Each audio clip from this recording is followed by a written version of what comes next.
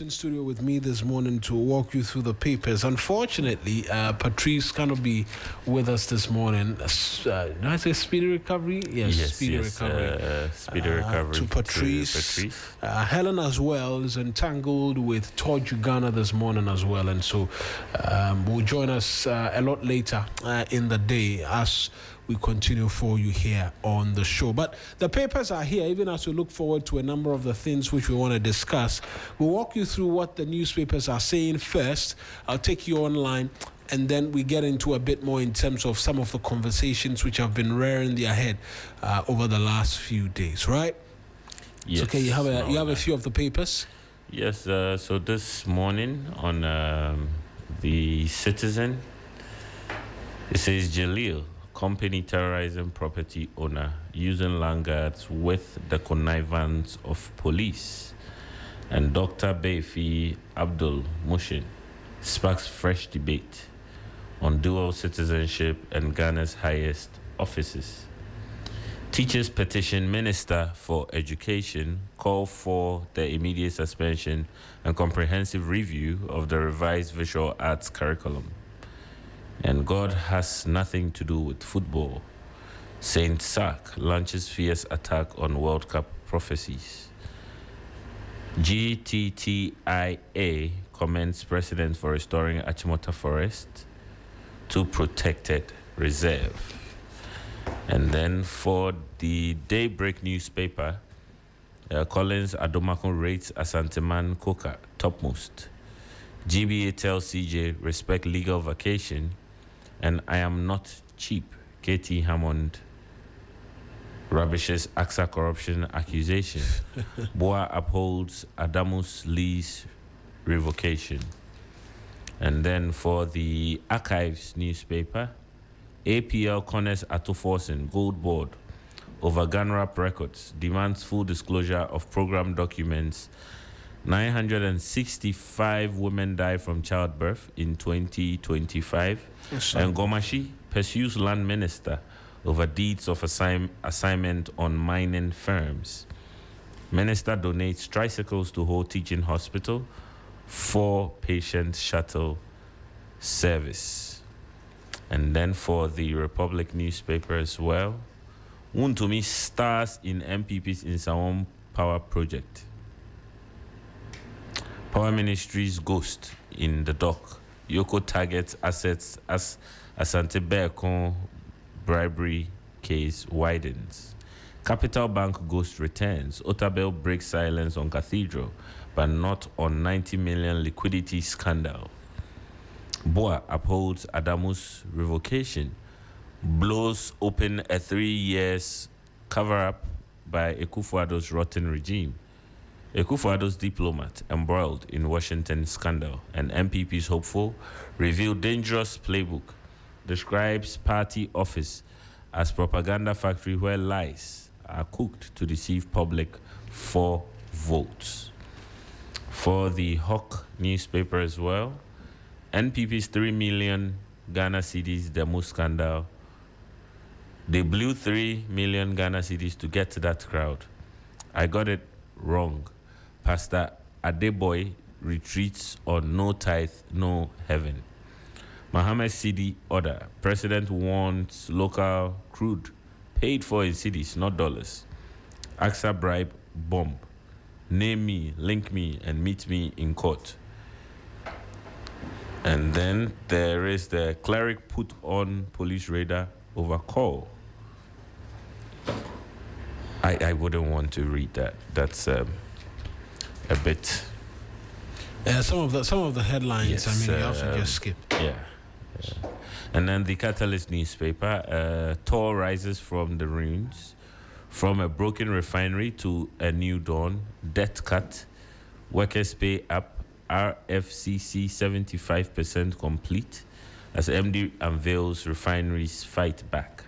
Front page comment, what magic is publican AI doing at Ghana's ports? Yoko escalates Beacon bribery probe. Former minister, others under scrutiny as U.S. conviction triggers Ghana investigations. And 4.5 million Korean deal to climate-proof Ghana's forts and castles. 5-year project targets coastal erosion, flooding, salt damage, and structural deterioration.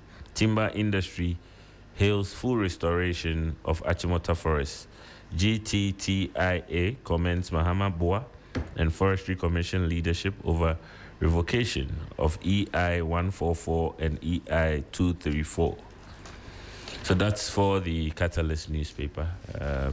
So we have today. I'm sure there's quite a lot more. Right. Online, Northeast Region, Joint Security Forces arrest 2 suspects at Bunkrugu for concealing 118 bags of cocoa beans in truck loaded with plantain.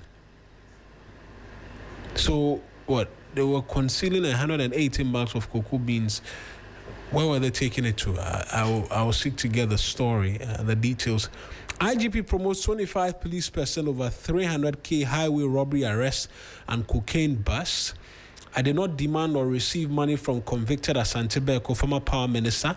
Preta gives government up to end of August to resolve all outstanding issues with their conditions of service. Minerals Commission takes over Adamu's resource mine to ensure right investments are made. MyJoyOnline.com, minorities' narrative is unfounded. Cocoa Board fires back over controversial cocoa bill. I'm sure that will be of interest. 1 million bribery scheme. I am not so instructed. Lawyer on whether OSP has contacted Kwabena Donko. Also, there's absolutely nothing wrong with it. Cocoa Board defends new bill amid minority attacks. AXA Energy case, Ghana has evidence to trigger own accountability process. Osai Kwapong, Minerals Commission to take immediate control of Adamu's mine after lease revocation. Also, 1 million bribe. Former Power Minister Kwabena Donko denies allegations, threatens legal action, and UTAG rejects GAU's claims of discrimination over market premium disparities in public universities. Let me do... There's Africa Today as well. On Africa Today News, Okujato Ablakwa urges Voltarians to dismiss false claims over President Mahama's term limits. MP donates thousands of furniture to pre-tertiary schools in Mepe to address furniture shortage, and funding secured for Volivo, Dofo, and Adidome Bridge after renegotiation. Mepe acting paramount chief expresses deep concern over continued struggles of flood victims. Thousands of affected residents face extreme hardship. And Volta regional minister calls on chiefs and residents to end chieftaincy and land disputes. Okanyeshi Manche calls for clean environment, unity, and respect for chieftaincy after Homo War celebration. And Ceci Adams' bid to jail JG directors collapses, but the gold battle is far from over. That is for Africa Today as well. City Newsroom, don't force lawyers to appear in court during legal vacation. GBA backs Edubuahin's lawyers. Explain why some shipping lines are defined the 720 cedis container charge cap. NPP demands immediate action against persons linked to Asante Beko bribery case. SAMSI demands disclosure review of 2013 PPAs after former TOR MD's conviction. And future power contracts must include anti-corruption clauses. Samuel Bekwe. Asante Beko case, Parliament failed as gatekeepers in power procurement. Samuel Bekwe is saying this as well. Ghana contracts power it cannot fully utilize ASAP. Ben Boachi, AXA deal, others must be reviewed. He's been speaking. Ghana Web, right? Ghana Web is where I'm going to take us to next. Behave yourself. Katie Hammond blasts journalists over did your client take the money question. I think we all know where that is from. My colleague Kemini Amano was speaking with him yesterday, and he reacted in that manner. Duncan William calls for prayers to restore Ghana's polluted water bodies from galamsey poisoning. Apologize to Apenyo Mark and Martin Pebu tells Nanaya Jantwa. Missing Obuasi gold trader found dead in a bush. Stop deceiving Ghanaians. Martin Amidu demands release of OSP AXA bribery deal report. and Apenyo Markin replies to Sami Jemfi over hateful comments, right? We're going to start getting the details, or you have a fair bit of paper still? For now, no. But I think I'd like to touch on this story. It says 4.5 million Korean deal to climate-proof Ghana's forts and castles.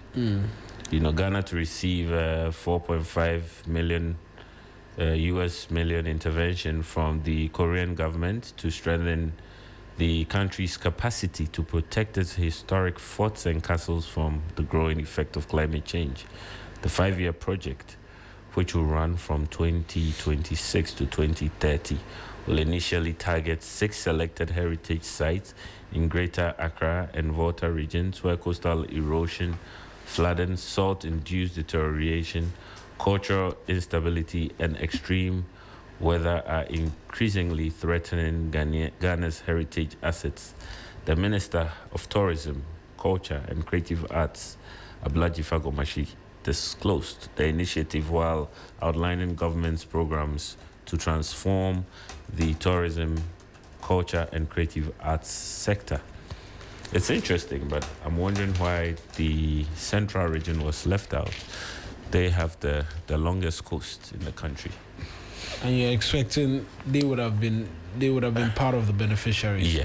Yes. I'm sure there's probably another face to that, but that's just what comes to my mind first. But it's good that when we bring in such deals or such interventions, because it looks like the climate proof conversation or climate change conversation is something a lot of people are still getting acquainted with. So I'm hoping it doesn't end there as just a publication or a speech, and even the implementation or execution of the project initiative would be, considered with the campaign, an awareness campaign as well. Yeah.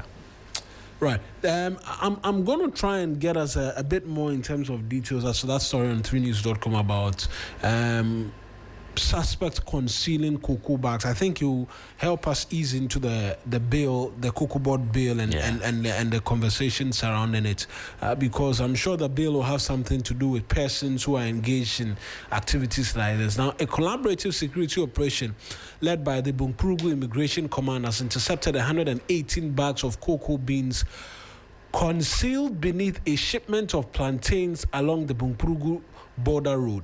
Now, 2 suspects are currently in police custody following the operation, which was initiated based on intelligence provided by the Regional National Security Coordinator. Now, according to official reports, the operation took place at approximately 17:30 GMT on August 9, which is 5:30. Acting on intelligence provided by the Northeast Regional National Security Coordinator, NS Bawanen Guat, a multi-agency task force. Okay, I want to skip that.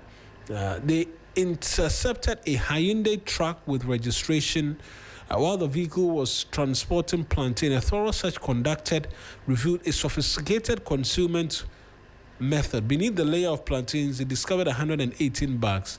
Where was it headed? The story doesn't tell us. The story doesn't tell us as to where it was headed, and you know why I'm interested in where it was headed. This is northeast region, right? So possibly headed into Togo. I don't know how much they buy a bag, but I know our price is better than Cote d'Ivoire. Yes. So I am wondering where they were taking the bags of cocoa to. Is it Togo? Because I know the beans are sometimes smuggled to Togo as well. Yes. But are the prevailing conditions, is the price per bag better off in Togo as compared to Ghana? Yeah, it looks like Ghana's price is better off than the other sister countries. like Cote d'Ivoire, for instance. So I'm doubtful if it's about price. But you see, let's not forget the PBS problem. PBC, I mean. Yeah, PBC, Yes, PBC. the PBC problem. 3FM, The PBC problem 92.7. still exists. There's some news on it, which we'll be getting into. But these delays, usually cause a lot of the farmers to act outside of expected norms because they ought to survive. It's the source of their livelihood, and that's one of the things I think most advocates in the space have been championing, that it's important that the farmers receive what is due them on time. We need to build that culture of timely payments, so they are able to recoup their investments. I mean, reinvest. Sometimes most of them even diversify, use those return on investments to go into other crop farming and things like that. So it's always important that they get their money back timely, so they are not tempted to. If we create an enabling environment for corruption or for smuggling, I mean, it will thrive. Yeah. So it's important, but that should also not be an excuse to be caught up with some of these things. Once the law prohibits something, it prohibits it, and we must uphold that. Right. I'm trying to see if my colleague Solomon Kanalu can join us over the phone lines, because he writes the story, so we can get a bit more in terms of details as well in relation to this. But even while we try and work the phone lines and engage him, there is what has been raging debates as to the new cocoa board bill, as has been passed by Parliament and is awaiting presidential assent. A number of things stick out, right? A number of things stick out in relation to property rights, particularly. That's one of the many things where the clauses 80 to 83 provide that look.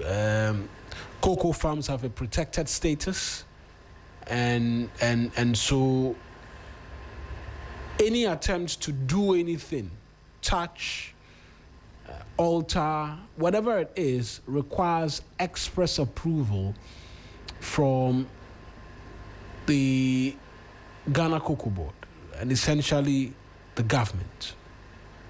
I mean, it stoked different debates. I see that Cocoa Board is responding and reacting in equal measure, seeking to explain away the fact that, look, amongst many things, they are seeking to protect what has been an important part of beyond economic status. It's also a part of our rich history as well, and all of that. Hence, the clauses and all. Where do you stand on this and the bill in its entirety, which is awaiting presidential assent? For me, I've gone through the bill. I think it's ambitious. It's an ambitious one, and in several aspects, genuinely reformist. But its stated purpose is to regulate and monitor the cocoa value chain, as well as support cultivation, manage buying, selling, and export, and promote value addition. But 3FM, my position is that the bill is good, but there's still room for some changes. In which specific areas? Yes, we'll get deeper into that. But there's been a raging debate on what is good and bad about the bill and so on and so forth. But I think for the bill particularly solves several problems. Like I mentioned, it may create a new one. Cocoa Board now would be regulating the market. They will be participating in the market. They would also license those who compete in the market, control cocoa data, influence price, approve processes, and police compliance. But those just form part of the advantages. And for perhaps the first time, the farmer is not merely receiving a government promise. Parliament is being asked to place a minimum share in legislation. So if you look at clause 57, it says the producer price cannot be less than 70% of the gross free on-board price released by Cocoa Board. Importantly, gross FOB is identified as a sale price before deductions. So that is potentially powerful statutory protection for farmers. And that's why I mentioned that perhaps for the first time, the farmer is not just merely receiving a government promise. It's there. But then let's jump to one of the loopholes. But even before we jump there, I'm going to take us to engage Solomon, and then I want to stay on that clause 57 as to the FOB price. But Solomon Kanalu is joining us. He penned that story as to the Joint Security Task Force apprehending some concealed bags of cocoa. Solomon, good morning to you. I trust at all is well with you. Yes, I'm doing well. Right. Now, what more details do we have in relation to this story about some person seeking to, I don't know if the right word is smuggle cocoa out of the country, or they were just concealing it? Help us appreciate what really is happening, or what really happened after that raid by the security officials. All right. So, my sources, I am told they are smuggling it from the Bunkrugu border through to Togo, because they were being intercepted along the Bunkrugu border, where they were almost about crossing to Togo. So my sources, they already were informed that these people are trying to smuggle cocoa out of the country, and so they also mount some checkpoints together, and that's how they were able to seize the items from the people. So they were smuggling it to Togo to go and sell? Exactly. And this has not been the first time that cocoa is being smuggled out of Ghana to Togo. Somewhere last year, about 25 bags were seized. 3FM, the same route to Togo, and just yesterday, the same one also happened. And so it has always been so, because from Bunkrugu, there's no other town. When you just pass through Bunkrugu, the border is inside the Bunkrugu town. So when you get the next village is Togo. And is there a reason why the individuals are engaged in an activity like this? Because you're even telling us that it's almost 3 days in a row where there's been interceptions by security officials. Is it a case of they're not having bias, or the price is better in Togo? I mean, what's the understanding we've gotten from the security officials who've been interrogating these individuals? All right, so with regards to that, I am told they are still interrogating, they are still investigating the people. And so that is why they are still in the custody of the police, assisting investigations. So as to the reasons why they are smuggling the cocoa out of the country, that one, I cannot confirm that until the investigations are over. Right, but for now, they continue to remain in detention, and along with the others who may have been arrested some days ago. Yes, for now they are with the police. I am told the items the cocoa board is coming for it today, together with the task force, to convey it to Tamale from Bunkrugu. And from Tamale, they will now transport the items to Accra for other, I don't know, for other investigations. That's what I am told. Right.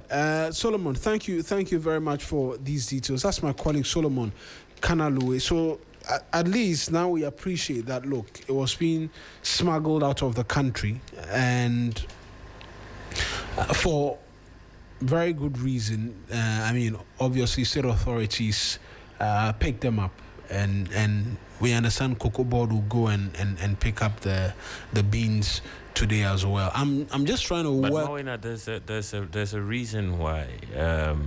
You asked an important question earlier about is Ghana's price better off than Togo, and why Togo?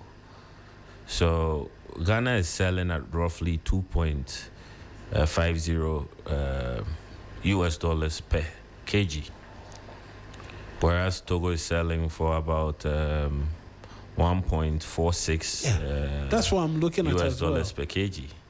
So it suggests that Yes. our price is better off. Our price is better, but if we look at the factors that usually influence these things, like I mentioned, payment delays, severe payment delays, it exacerbates smuggling.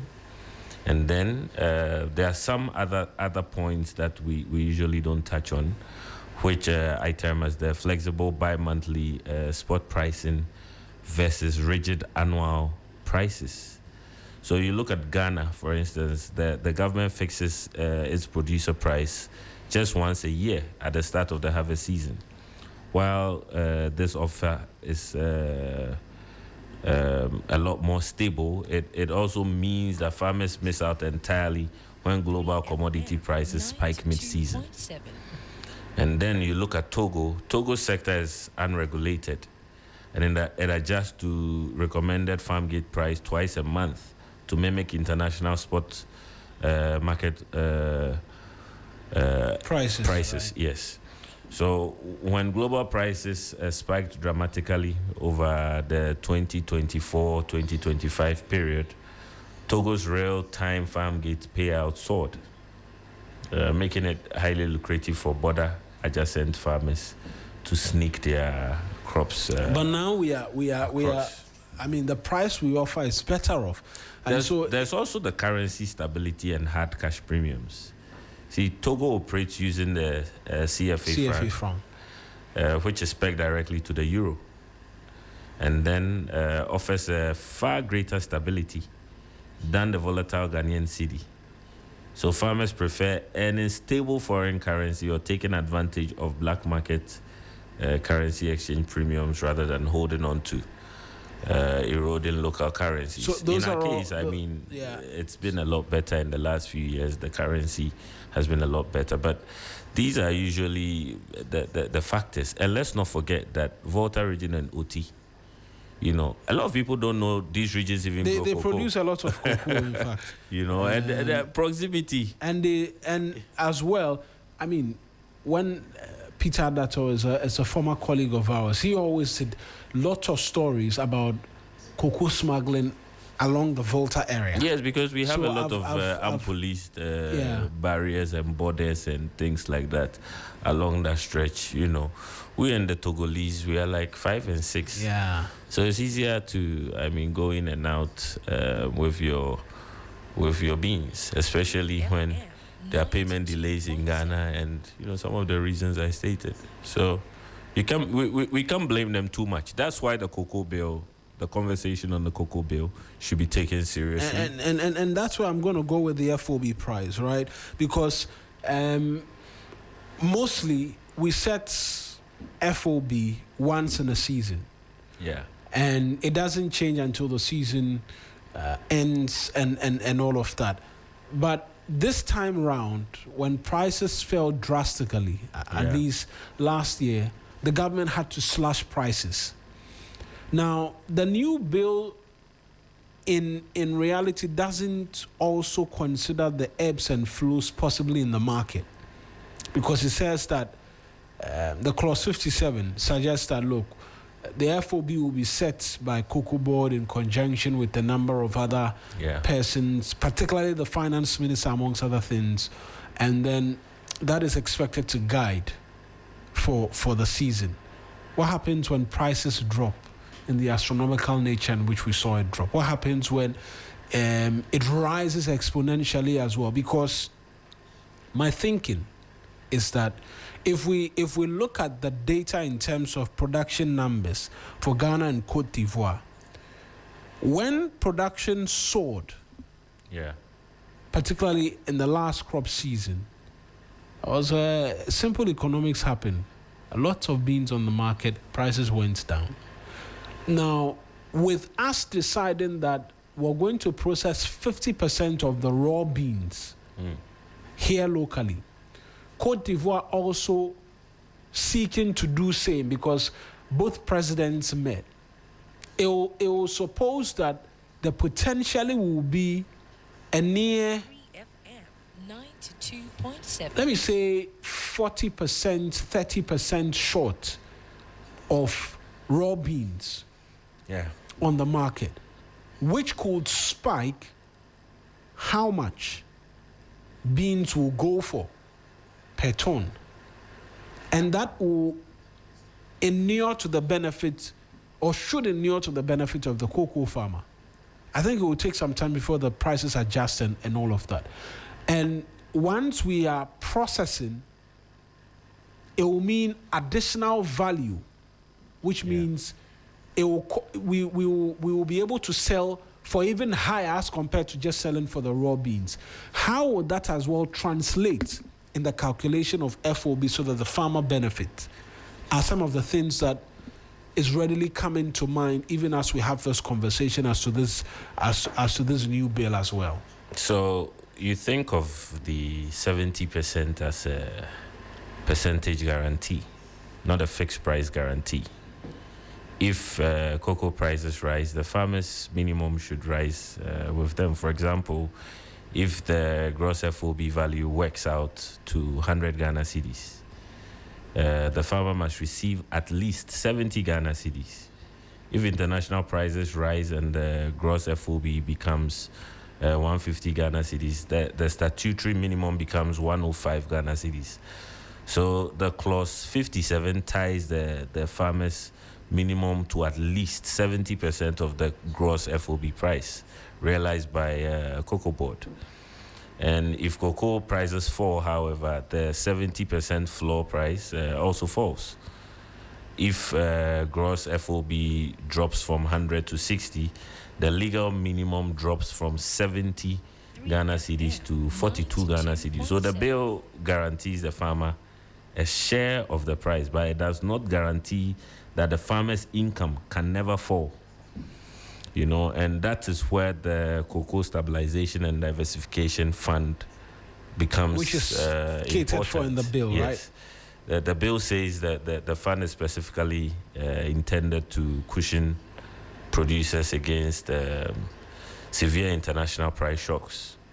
So a percentage of gross FOB proceeds is supposed to go into it, with the actual percentage to be determined by the minister in consultation with the board and prescribed regulations. So in a good year, for instance, the cocoa price, where cocoa price is very high, the farmer gets at least 70%. Some money can also be accumulated in the stabilization mechanism. And in a bad year where the world cocoa prices crash, instead of allowing the farmer's price to collapse completely with the market, the stabilization fund can potentially be used to soften the fall. So basically, that's what that clause seeks to do. The clause 57. That's basically what it seeks to do. But there are other issues within the bill. The bill. Mawina. There are other issues within the bill, which I'd like us to take our time and go through it. I want to look at the loopholes and the concerns, because the biggest issue for me is too much power in one place. The Cocoa Board is described as the sole regulator, but it also produces, it also purchases, markets, and exports cocoa, and has a right of first refusal, licenses private participants, and can establish subsidiaries. That creates an institutional question. How can Cocoa Board be referee, player, market keeper, and sometimes competitor simultaneously? So this is probably the single biggest governance question Parliament should interrogate. Then there's my second point, where I think that the finance minister becomes too powerful.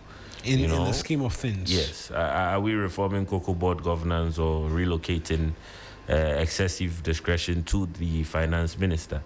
Because in there it also says the minister nominates the board chair, the 2 farmer representatives, and 2 additional experts. The minister can also issue written policy directives that the board shall comply with. The minister also influences borrowing, stabilization funding, financing policy, regulations, and major financial decisions. That's too much concentration. And another thing that caught my eye, that an uncle who's a farmer, pointed out particularly. He was a bit concerned about it. He said only 2 farmers on a 12-member board. Good morning, uncle. He says only 2 farmers on a 12-member board. So there are 2 award-winning cocoa farmers on a 12-member board, and they are nominated by the finance minister. So that raises several questions. Why award-winning? Why award-winning? If they haven't won an award. Why not elected regional farmer representatives? And why should the minister choose the people who supposedly represent farmers? Another is why does ordinary smallholder representation deepen on recognition structures controlled by Cocoa Board? So these are the questions that, if I had lunch with the finance minister, I would ask him. You would ask him. The cocoa farmer owns the sweat, but receives 2 seats out of 12. It's questionable, isn't it? It leads me to I think a comment I saw. Is it Manasi Azura when he make that in this present age it pays to work at Cocoa Board than to be the cocoa farmer.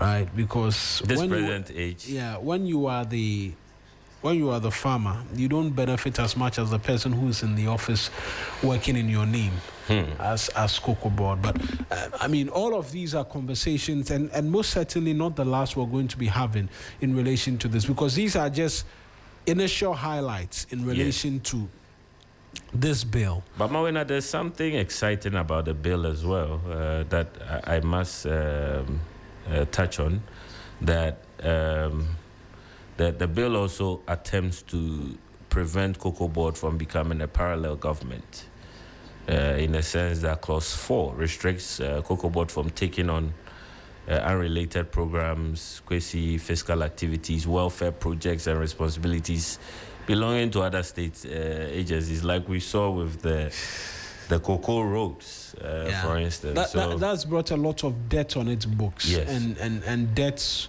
which there's a fund being created for to take care of. Exactly. And Clause 4, basically what it's saying is Cocoa Board should grow cocoa, protect farmers, and sell cocoa. It should not become that's the entire mandate. They have no business engaged in any other activity. Road ministry, education, local government, and politics, and things like that. I think those are the things that usually bring us to where we find ourselves in particular regard to this conversation. And there's also the reckless borrowing becoming much harder because borrowing must relate directly to cocoa, must fit government debt management, requires risk assessment, and value for money analysis. And unlawful borrowing can trigger imprisonment, disqualification, surcharge, and recovery. So this is one of the bill's strongest governance provisions. There's another part that says hedging becomes more accountable because the bill requires documented risk assessments, transparent counterparties, independent auditability, and publication of gains, losses, and impact of farmer prices as well. So a bad hedge should no longer disappear into the phrase commercial confidentiality, like we usually see. Right. Yeah. Let us know what you think, right? 053-220-0927. And I know a lot of the farmer groups have been speaking in relation to the bill, even as we continue to digest and provide a bit more in terms of details as to the bill. I'm going to have us switch lanes and we'll talk about the AXA deal because there's been quite the reaction on the back of it. Different groupings have been speaking, but you can go on to Facebook right now, right? Because we have some news cards. I won't call them news cards. Infographics, right? Infographics in relation to the subject matter and the deal at a glance, really, and what we know. So, AXA entered Ghana during the height of the Doomsor crisis. I think that's not lost on anybody. The deal was for a 370 megawatt emergency power project, and the country was under pressure to secure power and secure it very quickly because there was a crisis. I mean, companies were running commercials on TV, and Doomsor was like a central theme as part of. I remember Tigo doing a promo where they were giving away generators and other things for persons who were active users of the network, simply signifying the difficult times in relation to reliability in terms of power. Now, the agreement became part of government's emergency energy response. The transaction later became the focus of a U.S. bribery and money laundering case. So here are the timelines in relation to that agreement. December of 2014, Dr. Kwabena Donko was appointed as Power Minister, and he has categorically denied his involvement and the fact that he received any amount of money. Yeah. As early as 2015, was the peak of the crisis, AXA negotiations began to gather momentum because we were signing emergency power agreements. Yeah. In April 2015, there were key meetings and trips to Turkey. Then in May, we signed the agreement, still in wait of parliamentary approval, which we got in July of 2015. Then in August, AXA was publicly presented to the country by the president of the day. I mean, it was part of the many communications with respect to dealing with the power situation. Now, by April of 2020, the US SEC exposed the bribery allegations. So there was a civil case with respect to the matter, which was settled by Asante Kweku Beko. Around that time, he had been made MD of TOR, but when the ramblings began, he resigned because it wasn't a good look for the Republic of Ghana as well. Now, in 2022, he was in the UK, and an arrest was caused on behalf of the United States. It went on and on and on, and by 2024, he was extradited. And that's where the trial began until a conviction on all counts was secured on August 6th of 2026. Now, who received what? is the critical point of conversation. The alleged payment trail has $250,000 discussed for the minister's senior advisor. Who was the minister's senior advisor is one of the questions which is being asked. $46,000 prosecutors say was paid to members of parliament.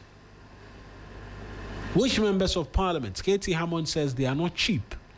And so $46,000, he, to the best of his knowledge and the records available to him, was not a beneficiary of such an amount. So did he say they are not cheap or I am not cheap? I think it was singular. Yeah. Singular for him. I am not cheap. Yeah. Okay. I thought he was speaking for everyone. I thought he had become everyone's lawyer. Because when there's a public interest question and you're a parliamentarian, a former parliamentarian who played a role on a committee that supervised this nuisance, one will expect that your engagement with public will be measured and not dismissive. But rather what we've seen is a dismissive and snobbish attitude. Right. That's KT for you, but this is Kekujo for you too. No. We should stop entertaining some of those.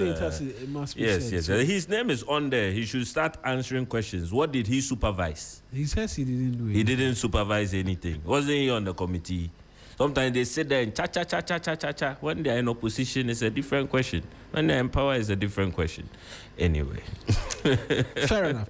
Now, there was some $5,000 as well, allegedly paid or given to 5 Ghanaian officials on a trip to Turkey. Yes. $5,000. Then there was... Was it per diem? Was it...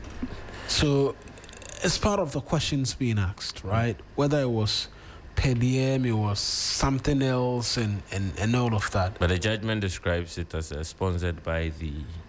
Yes. AXA Energy. Yeah. 20,000 listed for PURC. 3FM 92.7. 20,000 listed for Gridco engineers. Yes. 20,000 listed for ministry personnel. And 25,000 listed for power team. Now, the conviction. Asante Kweku Beko was tried in the US.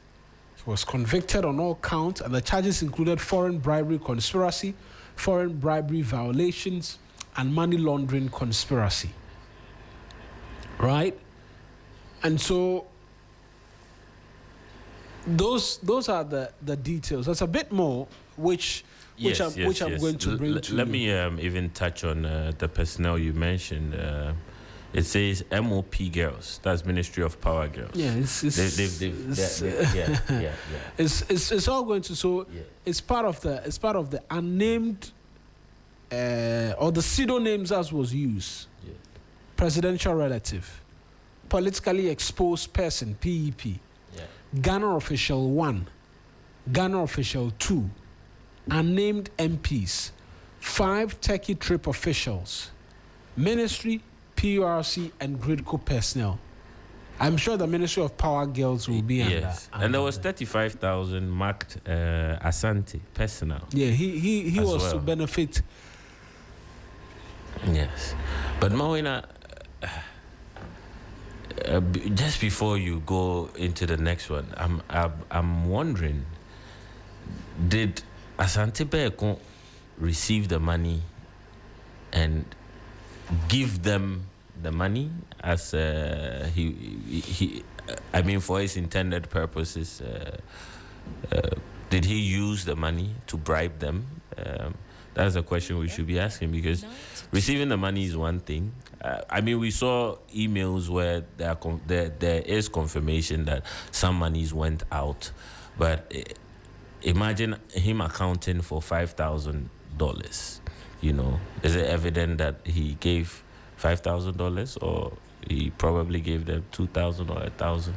So, with this conversation, there's also another layer that investigations will have to prove. That is, they will have to prove that these monies were disbursed How about if they were given in cash? How about if he gave it to someone's brother who knew someone's driver to receive it? And these persons, they don't actually receive the money. I mean, and they've received it. But you see, someone can say, I didn't receive any money from Asante Bekom. yeah.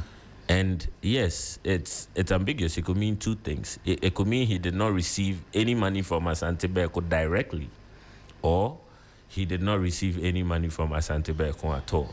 So when someone says they didn't receive any money from Asante Bekom, did not know Asante Bekom, we should definitely ask these questions. That is it that they did not receive money directly from Asante Bekom, or they did not receive money at all? I mean, when you ask these questions, KT Hammond will say you are cross-examining. So we'll leave it there for now. Let's hear reactions as well, which have come forth, right, in relation to this subject matter, and then we'll return to the conversation, because there's an interesting question I've asked, right? Goldman Sachs. Yes. They walked away from possibly $11 million in fees because there was bribery of some Ghanaian officials, because AXA Energy was their client. Yeah. Yesterday, as I've been on my way home listening to the respective reactions, I think Martin Amidu as well has reacted to all of the things which have been happening. I asked myself, can a Ghanaian entity walk away from $11 million because there are ethical lines which have been breached? I was asking myself that. I found myself asking that question, that in the scheme of things, yeah, as a people, as institutions, as organizations, as you and I, do we walk away from $11 million because we do not like the manner in which something went ethically? Because bribery, yes, it's criminal, but it's also ethical, right? It raises ethical questions. You walk away from $11 million because of ethical concerns. And so you say you don't want to be a part of the negotiations again, and so you walk away losing the client and then the amount of money. Well, there's I would say I'm not a moralist, and I'm not holier than thou, but I would say we are all coming from a certain background, and at a point in our lives, it's important that when you want to become a good citizen and you have that realization, all that did not serve the purpose of being a good citizen should be relegated, dismissed. So when you find yourself in that position, serving a public interest, serving a national good, you don't have a choice. You need to walk out, because if you don't have that integrity, you shouldn't occupy that office in the first place.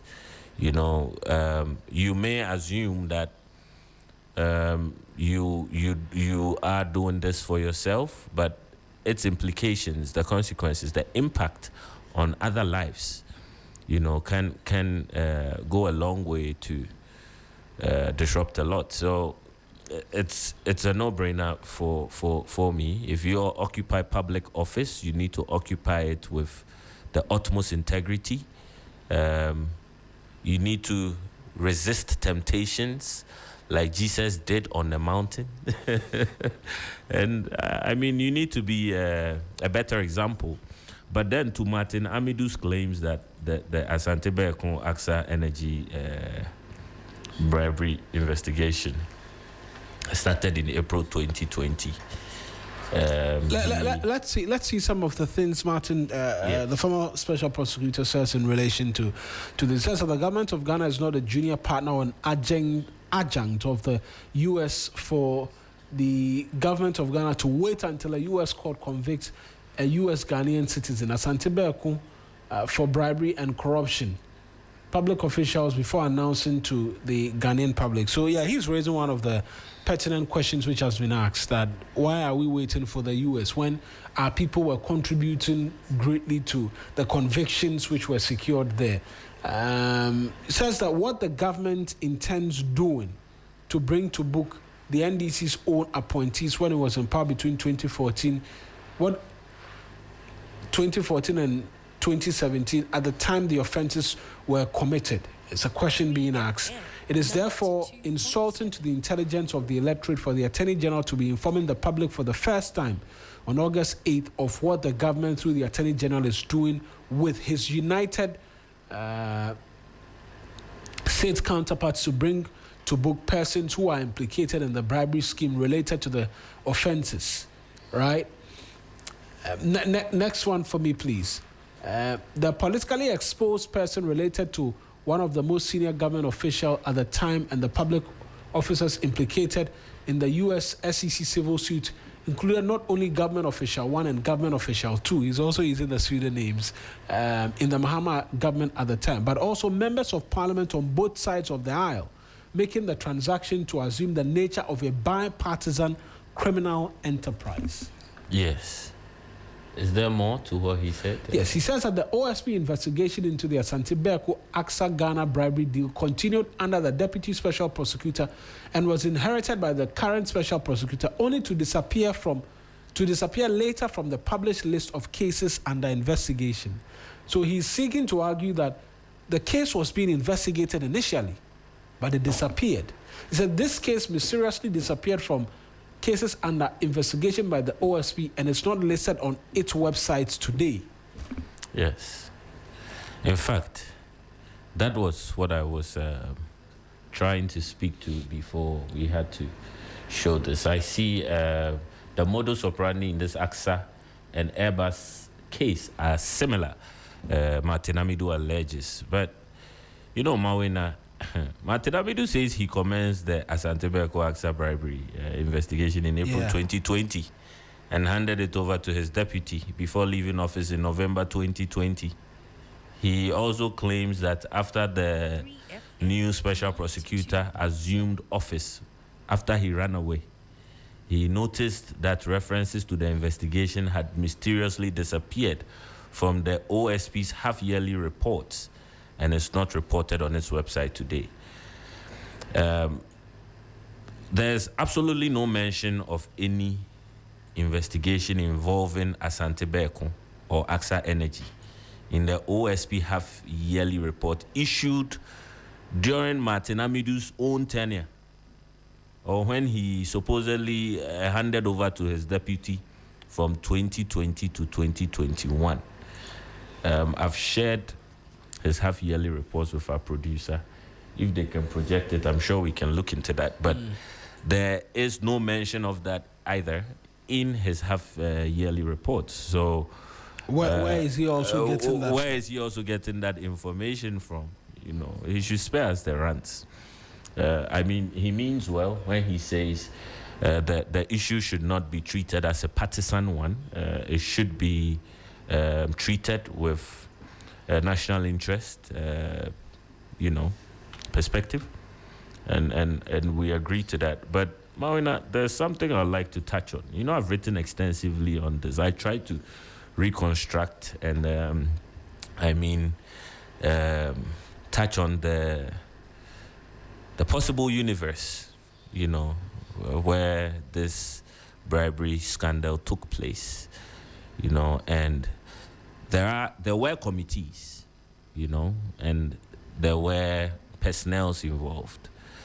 Their names were listed in some of my publications, you know, not to say they are guilty or not, but this is a large universe. If you served on a committee, it's only prudent that when investigators are looking for where to find people, they can look into that committee and find who did what and received what and for what purpose and so on and so forth. But there's an angle that this conversation brings. We've seen Yoko on the asset recovery bit of it. They issued a statement yesterday. Lots of legs in relation Yoko to issued this story. a statement yesterday, and then we've seen the Attorney General as well. The Attorney General said they were working with their U.S. counterparts to hasten action. But one of the greatest concerns have been in public opinion has been, is the Attorney General going to discontinue this case like, we saw in... Is it not early days yet? We are not... But these are justified questions because, there are issues of conflict of interest, because this is an Attorney General who served as a Deputy Attorney General at the time of the deal. So it means his institution was part of the negotiation process. Mawina, you get it, and yes, that's people legitimate. have a genuine concern. That's legitimate. And also, you see, the optics of it are very important. So this is not to say that the Attorney General discontinuing the Dufour cases and the likes. He had justifiable grounds. He went before a competent court of jurisdiction. He didn't invent discontinuance and just, as for discontinuing, he can dissolve, but he provided reasons as to why. Exactly, and those reasons were justified. That is why they were discontinued. So whether we want to phrase it in a political context or not, that is not the point I'm making here. The point I'm making is that... Should they be the ones investigating this matter? Can you investigate yourself, Mawina?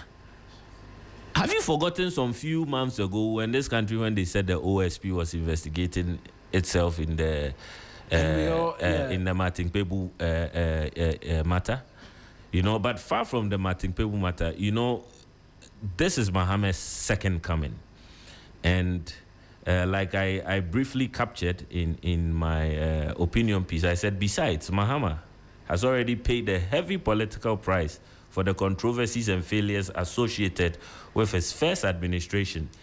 If evidence establishes that people around that government corrupted public decisions, protecting them would now only make him pay twice for their conduct.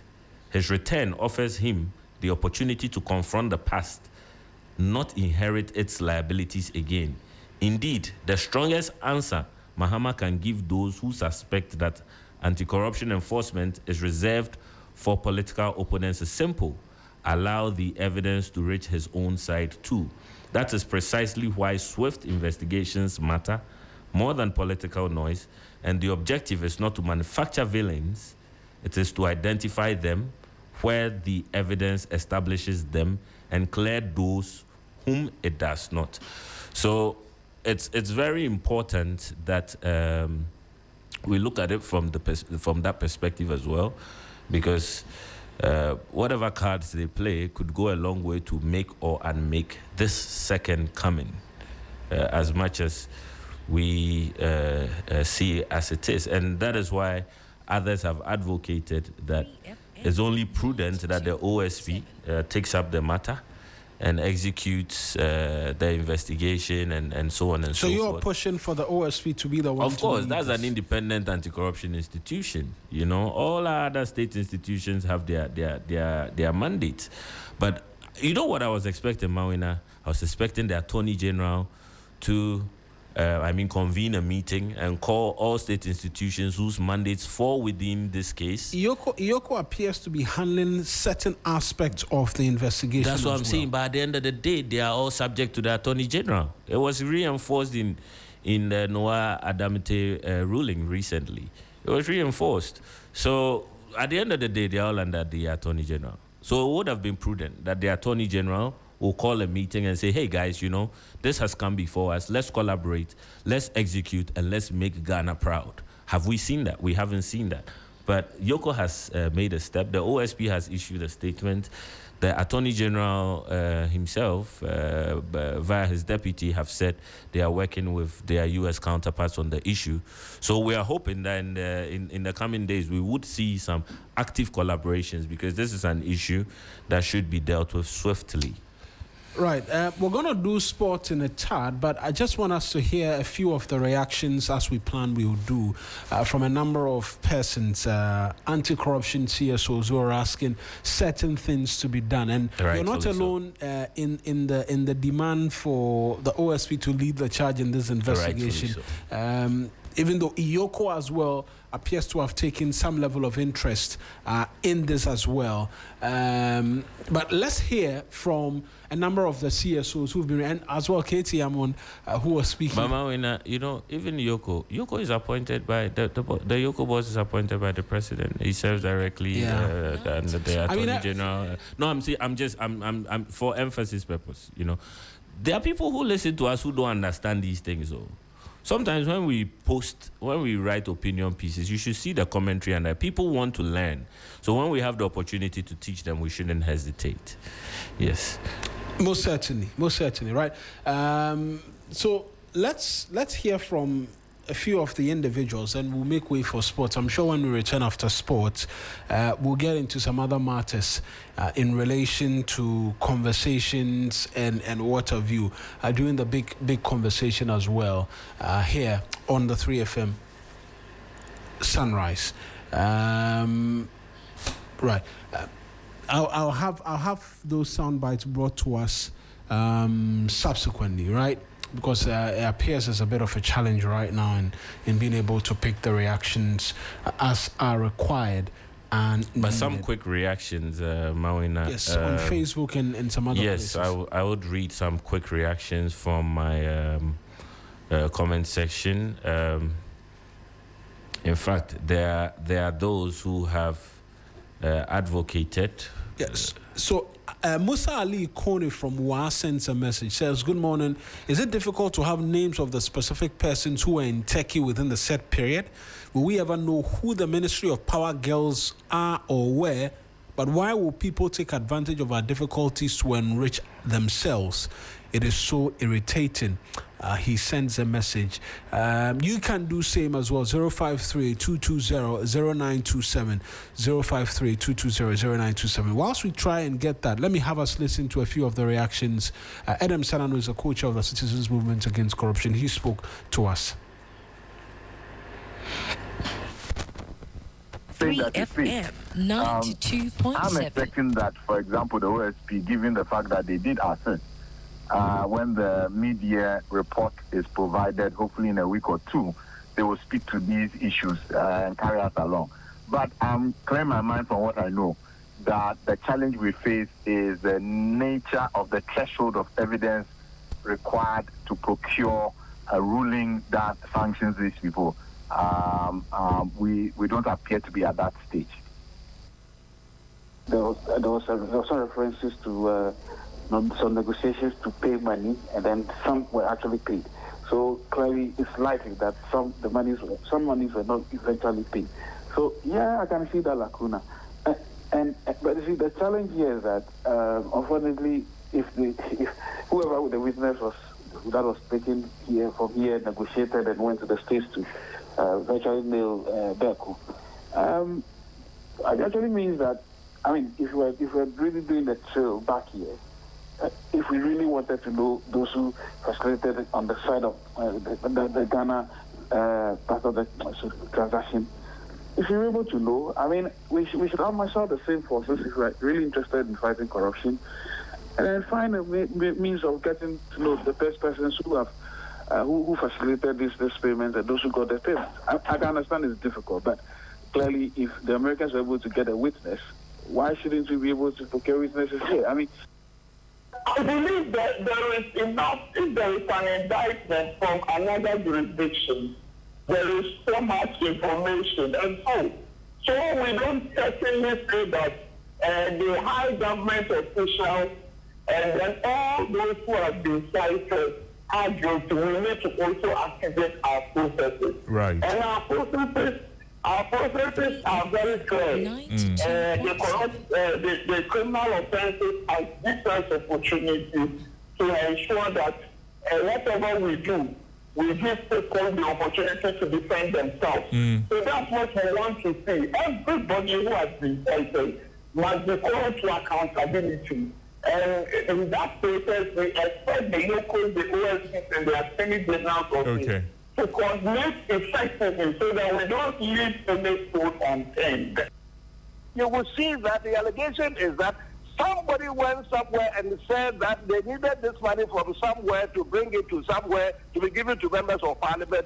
And from what I have read, at one point the money was supposed to be $30,000, and then I seen that they said another 10,000 must have been added, and then I see that some 6,000 was added, and it got to 46 or so, and it was supposed to have been given to 18 members of parliament, including our clerks, the staff, making a total of about 20-something thousand for what is it. You don't get them on it's that cheap, you know. Would you move on to another question, please?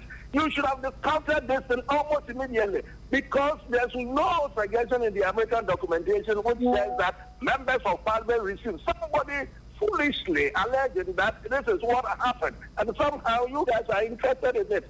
Members of parliament. There's allegation that they gave 250,000 to this 1,000, this 1,000.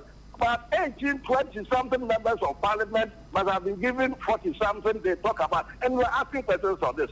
How can you not rule this out of hand that it's a kind of foolish and silly allegation? That's Katie Hammond, right? Reacting to questions from yesterday in relation to the developments. Most certainly not the last we're hearing of this, because civil society groups in the anti-corruption space are demanding a review of the energy deal, amongst other things. And it will certainly be a part of the many conversations we'll have going forward. But I continue to brood over that one question, right? If roles were reversed, will a Ghanaian company have walked away?